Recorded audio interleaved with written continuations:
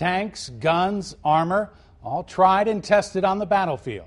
Now some of it is here in central Indiana on our streets being used to keep us safe. It's surplus military hardware that's found a new home. Fox 59's Russ McQuaid tonight shows us how some of our local police departments are now armed for war.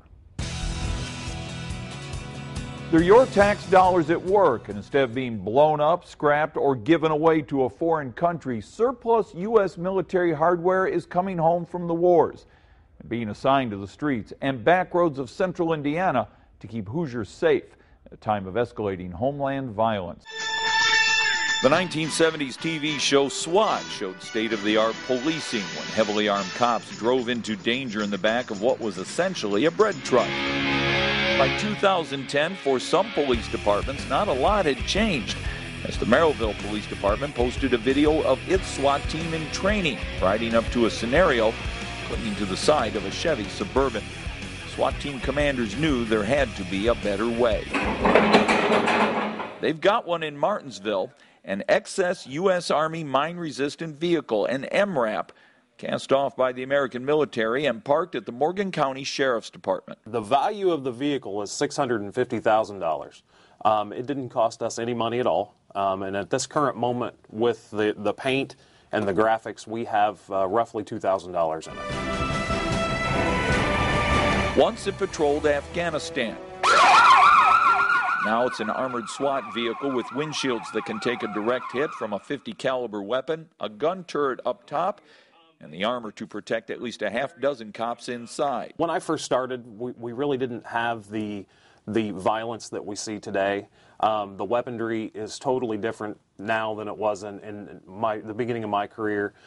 Plus, you have a lot of people that are coming out of the military that have the ability and the knowledge to build IEDs and to defeat law enforcement techniques. Morgan County Sheriff SWAT Commander Dan Downing says such a vehicle would have helped get deputies close the day they were fired at by a barricaded gunman in 2011, or would have provided safe passage for kids escaping Martinsville Middle School after a shooting. And at the end of the day, it gives the guys the ability to go home safely. So no matter what the price tag is on it, as long as they get to go home, that's all that really matters. That's why the police chief in Franklin has equipped his officers with XS M16s from the Pentagon stockpile. If we go to a bank robbery, let's say, and we're just armed with our sidearm, we're going to be outgunned. And so we're trying to be proactive, not try to be scary, but we need to be able to be equipped as well as the bad guys sometimes, so to speak. So if they're going to be having assault rifles, we better have an assault rifle. The man escapes out the side of the truck. As officers fire at him, he fires back. You see the rapidity with which the rounds are fired out of his automatic rifle. That's what L.A. cops found out in February of 1997 when two armed and armored men loaded for bear and ready for war robbed a North Hollywood bank and went on a shooting spree, sending officers scrambling to gun stores to take rifles off the shelves in order to fight back. The Law Enforcement Support Office website offers guns and hazmat gear and clothing and night vision goggles to local police departments, and excess vehicles too, like those parked out back of the Cumberland City Hall.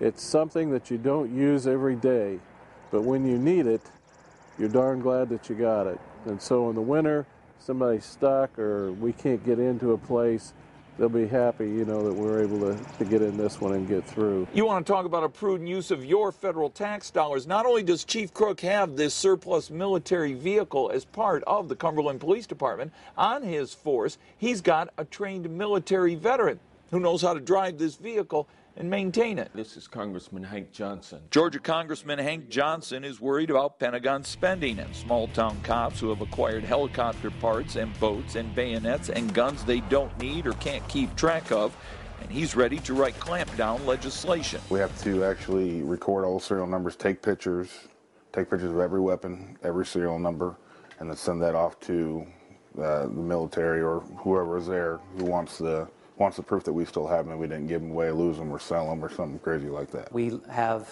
extensive inventories of what every law enforcement agency has, and when a new request is made, we compare those existing inventories to what their needs are, and based on those items, we either approve or deny their request. When we were coming back from Mississippi with it, we were actually approached when we'd stopped to get fuel by people wanting to know why we needed this, what we were going to use it for. Are you coming to take our guns? I'll be the last person to come and take anyone's guns. That absolutely is not the reason that we got this vehicle. We got this vehicle because of a need and because of the increased violence that we've been facing over the last few years.